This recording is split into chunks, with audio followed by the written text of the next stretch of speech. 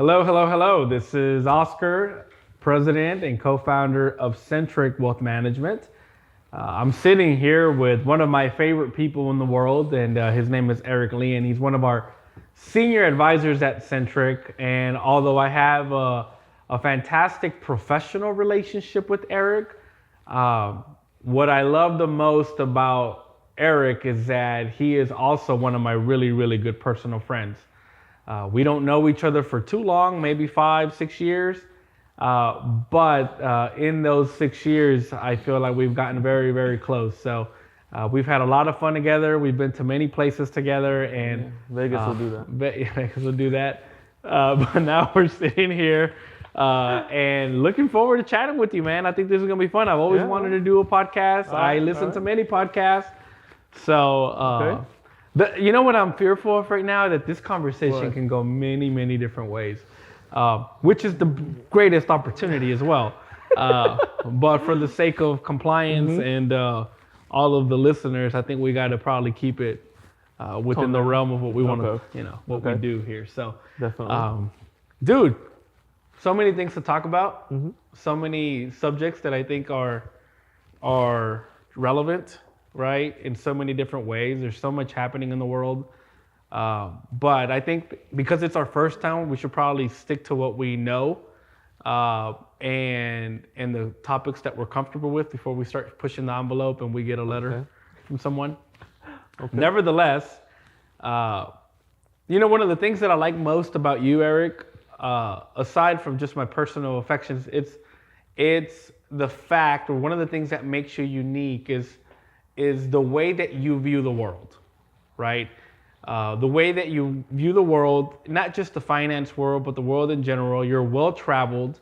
I know that you spent a lot of time in the oil and gas, and you've been all over the world.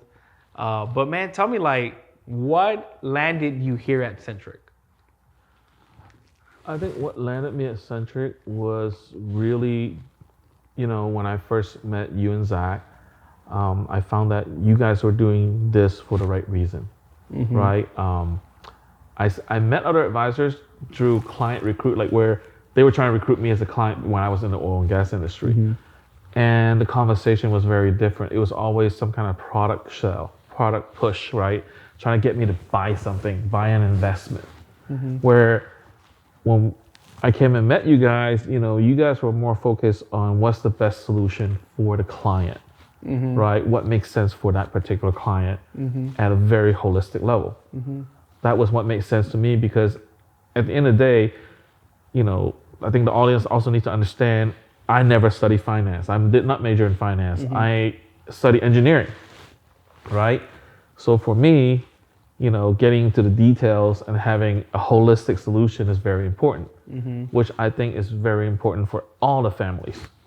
So that's what really attracted me to Centric. Yeah. Well, and I know that's always been a big part of our cultural shift. Whenever Zach and I first started Centric, before it was Centric, it was Majors and Mondragon. Zach Majors, Oscar Mondragon. We like creativity, but nevertheless, except for that one Facebook picture. Except for the one Facebook picture, yes.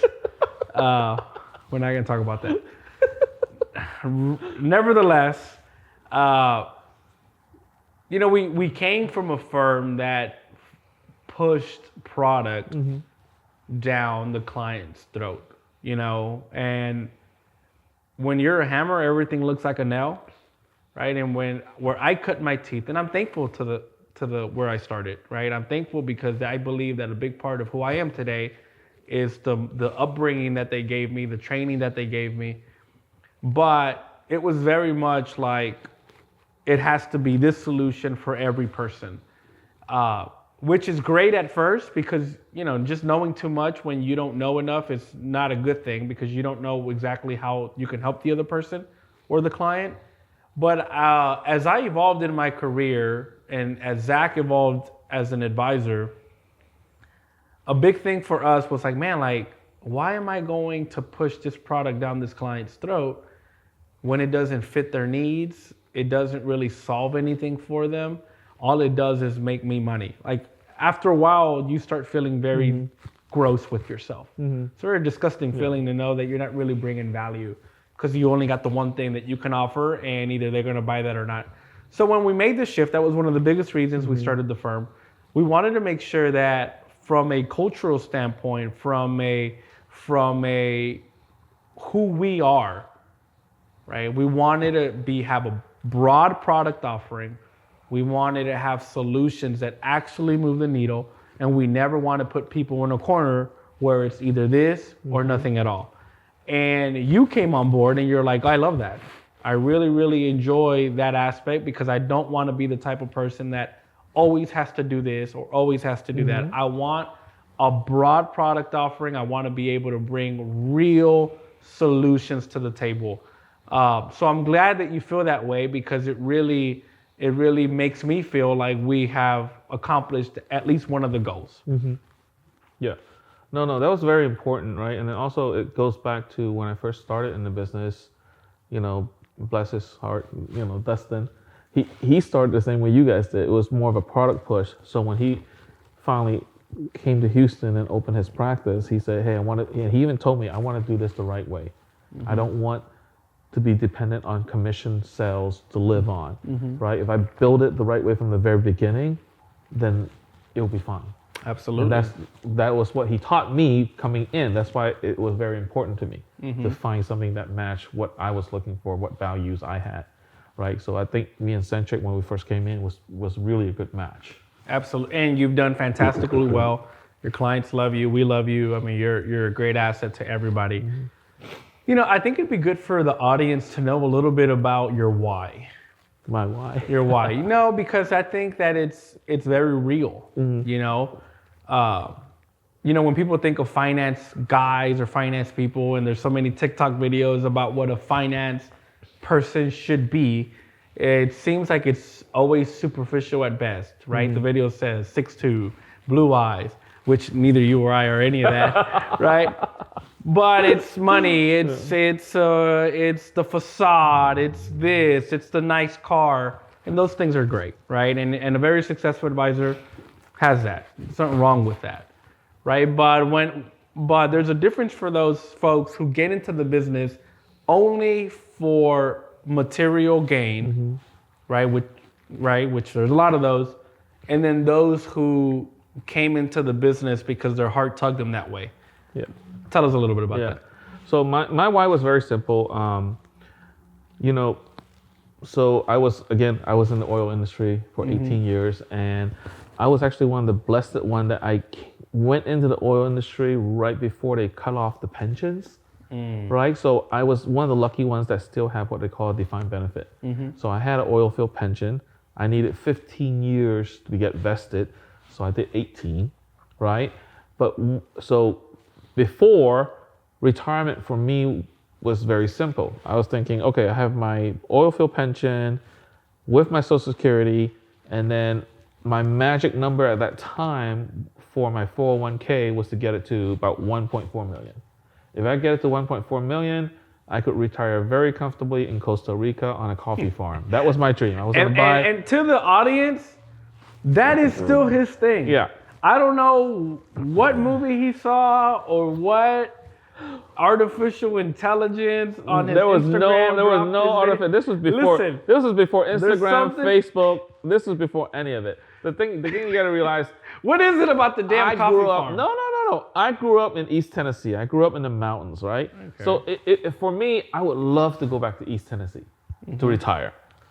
My wife, unfortunately, is from South America, right? Fortunately, you're right. Well, yin yang, potato. So Marissa, you're not watching this video. So my wife's dream of retirement is on a beach. Costa Rica has a good balance of both. Sure. I can be in the mountains, she can be at the beach. We can have two separate houses. Me on the mountain, she on the beach house. I'll just wave in the morning, right? With my coffee, right? So that's always been the joke, right? Costa Rica. And then in 2014, I got a big punch in the gut. So in 2014, when my son was 2.5, he got diagnosed with severe autism, right? So me being an engineer that I am, like, if the doctor tells me, oh, there's no solution, I don't take that. Like, I'm an engineer. there's a problem, there has to be a solution somewhere. I just need to find it.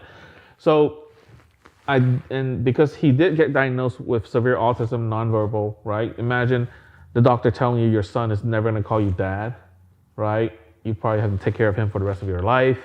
So I sat down and I did the math. So what would my retirement picture look like if he was with me for the rest of his life? And I also needed to make sure he had enough resources after I'm gone, after me and my wife are gone, to where he's not a burden on somebody else, right? And this is even before my daughter was born, right? And now with my daughter in the picture, even more, it's like I want to make sure he's not a burden on baby sister, right? Because she's going to have her own family. So I need to make sure he had enough resources too. So literally my number changed overnight from 1.4 million to 2.4 million, just having him in the picture for the rest of my life. And that's where I really dug in and was like, okay, shoot, I need to do planning. I really need to do financial planning. And I did a lot of that myself. Did a lot of self-study, did a lot of research. That's how it really got started. That's why I'm passionate about it, because every family needs that. With or without a special needs child, every family should know what the implication of if something happens and your plan gets thrown off, right?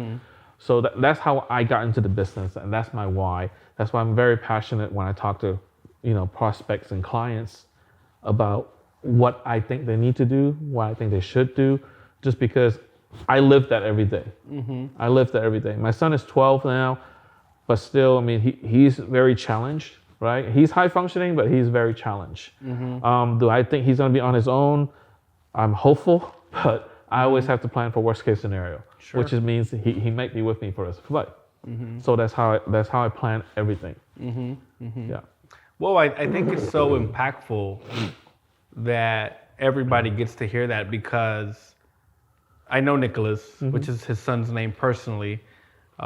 He'll send me videos every once in a while and say, "Hey, Oscar, what you doing? Is my dad there with you?"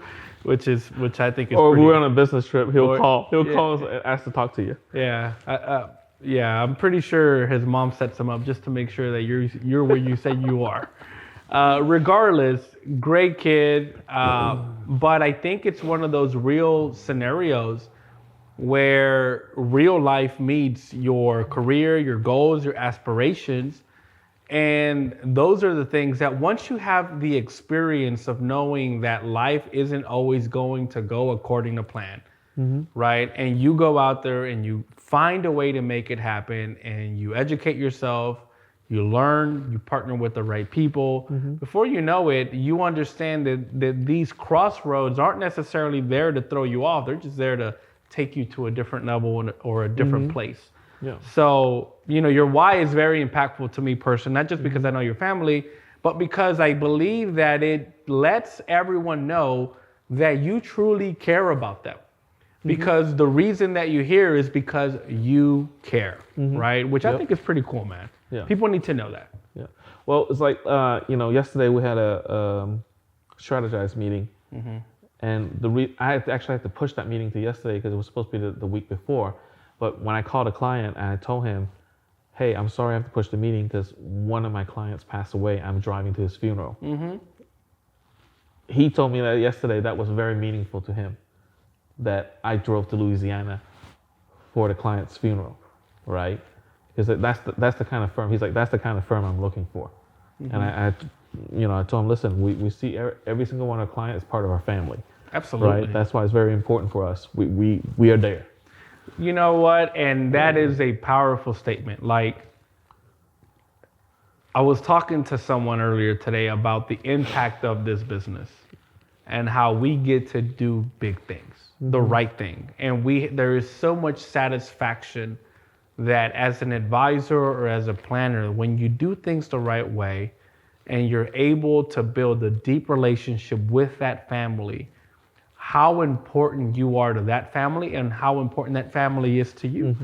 Because I know that it's not far-fetched to believe that, and because I know you and I know your clients, that for most, if not all of your clients, they don't just see you as an advisor to that family. They see you as a personal friend, and to me, that means more, right? Why? Because if I know that I'm helping you with your finances. I'm managing your money, et cetera, et cetera. And if you're just a number to me, your outcome is not a priority to me, right? We'll let the chips fall where they may, right? But dude, the fact that I know your wife, I know your son, I know your daughter, I know where you want to go, I know what you're trying to do at life. You invite me to kids' parties, you invite me to this, et cetera, et cetera. All of a sudden, my responsibility to you, my duty to you is elevated because I do feel responsible for your outcome now. And I think that is so valuable for people to know that when you want to find the right advisor, that they have to care. That it isn't just about getting a sale or getting a client, but truly understanding that that person on the other side of the table cares about my outcome. Now, we're in the investment business and things don't always go as planned. We can say that, right? I mean, it is Thursday the 30th. On Monday or Tuesday when the video was down 30%, right? Or whatever, in one day, 18%. People were pissed. You know what I mean? And I fielded a lot of calls. Well, no, for people who were all in on NVIDIA, yes. That's what I'm saying. Good thing we're not that kind of firm. We're not that kind of firm either. But even then, it's not far-fetched to have said, okay, well, you need to expose yourself to NVIDIA more, et cetera. People hold on to the advice that you give them, right? So things don't always go as planned, but it's not about that. It's about making sure that regardless, over time, that things do. They come together at the end. Yep. So I've been a pallbearer myself. Like I've had a client that died, and the family asked me to be one of the pallbearers, and I only worked with her for like 4.5 years or so. That's kind of impactful. I almost felt a little weird. Like, are you sure you want me to be? So no, she really cared about you. She really enjoyed, when you would come over and you would talk to her. So I said, okay, well, you know what? If you will do me the honor, I would love to be there. And we're there in tough moments. We're there when they get diagnosed with cancer, ALS, when people pass, when they get fired, when something catastrophic happens to their children. But we're also there in moments of celebration. When the kids go off to college, right? When they graduate and they're off the payroll forever, right? Or when they retire, right? Or at their wedding, kid's wedding. I actually had one of the weirdest conversations recently. For the longest time, one of my younger clients, self-made millionaire in her 30s, right? Oh, it's awesome. But she was also single. And I always told her, hey, I'm not going to let you get married until you have a prenup, right? When you meet the right guy. You're not going to let her get married. When you meet the right guy, I'm not going to let you marry that guy until you have a prenup. Okay. So she's actually getting married in June, right? I'm going to the wedding. It's in Mexico City. And her fiance is a doctor, right? Also makes good money. But the funny thing is when they first start getting serious, one of the first things she said was, oh, by the way, Eric won't let me marry you unless we get a prenup. And the guy just looks at her like, who in the world's Eric? Right? He's like, oh, that's my financial advisor. Right. But he won't let me marry you unless we get a prenup. Hey, listen, we're here to look out for you. Like, there's conversations that you don't want to have. There's things that you don't want to think about. Well, they're both my clients now. Oh, that's what I'm saying. They're both my clients now, but still the conversation we still had, actually we had a review together as a household 2 weeks ago. And I did touch on a prenup, and they both looked at each other and said, yes, we're going to do a prenup as per your advice, So. And they'll be better for it, right? It'll be a very difficult conversation. No, it's not. No, they both agree they do need a prenup because they both have assets coming into the marriage, and they'll build a beautiful family and, build a lot of wealth together. A beautiful life. But they each have family members they also want to take care of with their individual asset they brought into the marriage. So, it was actually a very beautiful conversation to have. It is wonderful. I think it's one of those moments, again, that's very rewarding, right? Yeah. And being there in every step of the way, I think is so, I think as, and the reason I say this is because you sent me a picture the other day when you went out with your friend, right? For dinner, or you were like, hey, listen, like my friend, he needed my advice on something, and then you sent me a picture of you and him having dinner somewhere.